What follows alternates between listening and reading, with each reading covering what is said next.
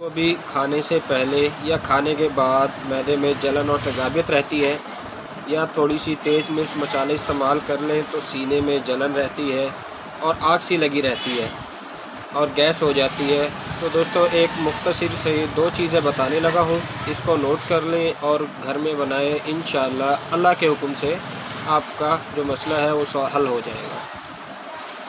Number 1 سونف، number 2 پودینہ۔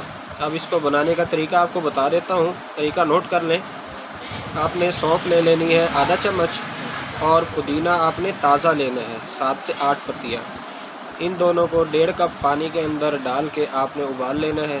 جب 1 cup پانی آ کے بچ جائے تو اسے پی لینا ہے۔ دن میں 3 مرتبہ یہی عمل کریں، انشاءاللہ آپ کا یہ مسئلہ وقتی طور پر بھی فوراً آپ کو اثر دکھائے گا اور مستقل بھی آپ کا مسئلہ حل ہو جائے گا۔ اس طریقے سے آپ 1 ہفتے سے 10 دن تک استعمال کر لیں، انشاءاللہ اللہ نے چاہا تو یہ آپ کا معدے کی جلن کا مسئلہ، تیزابیت ہونا، جلن ہونا، سینے میں ایسی آگ لگ جانا، وہ آپ کا مسئلہ حل ہو جائے گا۔